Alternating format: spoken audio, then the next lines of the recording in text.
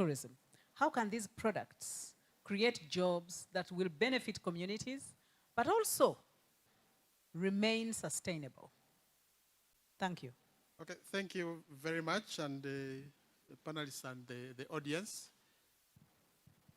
As mentioned, I'm Jim Mayorichire,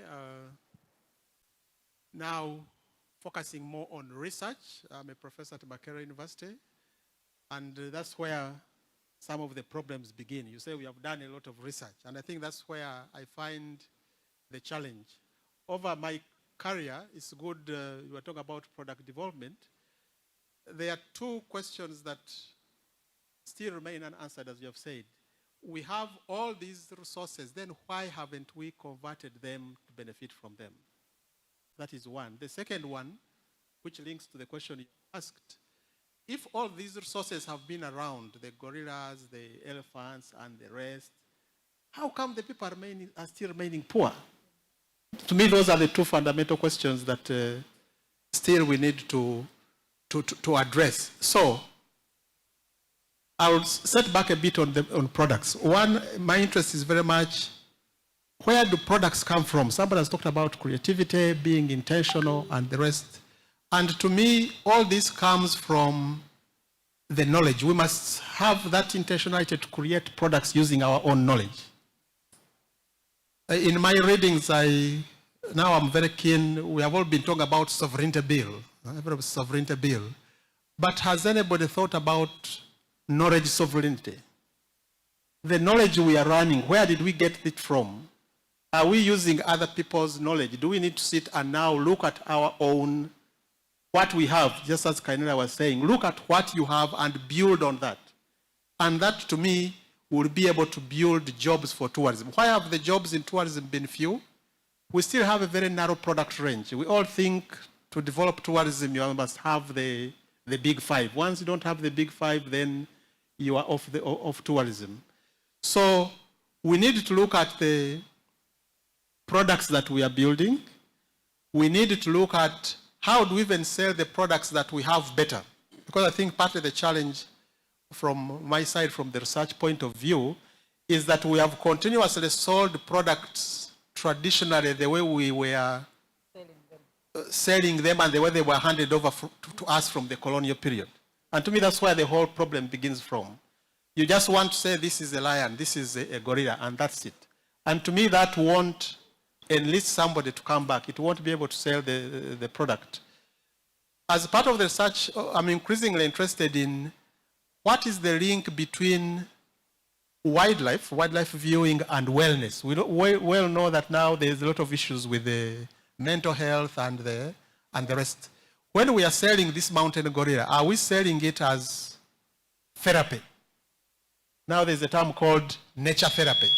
So when we are having these game rides, are we just moving from point A to B?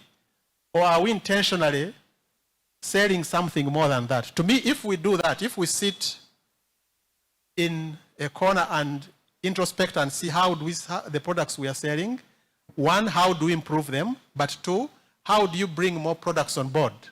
It's good now he's talking about agritourism. I don't know how many people they employ, he will tell us. And we have been training, we have young people, and all of them may think, I only become a guide, but there is more that can do that than becoming a guide. We need to look at more innovative products. As part of the research center, we are running a study, and a report is coming up on nightlife, for example. Is Kampala's nightlife a tourism product? So can we package and sell it as a product and can employ people? How many people are employed in the night economy? And that's where the jobs are. You have a maximum that you can employ in UA. You have a maximum rangers you can employ. So if we look outside the box, so to say, and this box has been that we all think products, tourism products are wildlife. So once we get out of those boxes and talk about agro-tourism, talk about culinary tourism, talk about all these other products. So to me, the jobs can be created, but they cannot be created using the same system we are still running, the traditional system. We need to look out more in the events. You're talking about events tourism. Now we are talking about the mice. We are talking about cultural tourism. Everybody has talked about cultural tourism. I still have my own challenges of how we promote cultural tourism. We are just looking at a small section. We all think cultural tourism is inviting dancers here and they dance. And to me, that is not, you will not be able to create the products and bring more people. So you can only create jobs by attracting more people. And you can only attract more people by being unique. I was just looking at the statistics. The whole of Africa, 2025, received around 81 million tourists. The whole of Africa. Over 50% of them went to 3 countries: Egypt, Tunisia, Algeria, and South Africa comes in. South Africa is the next one. So it means if you remove all those, we all remain with around 25-30% to fight for, other 49 countries. So there is a fundamental problem bigger than Uganda alone. We need to look at how do we get people to come into the country. So to create more jobs, you must make sure that you're able to attract more people to come into the country. And for people to come into a country, we have to think more innovatively about new products, about new experiences, and about how to sustain those people to actually also come back. It's not only about coming once, but also marketing us and coming later. Thank you. Thank you. Thank you, Dr. Jim.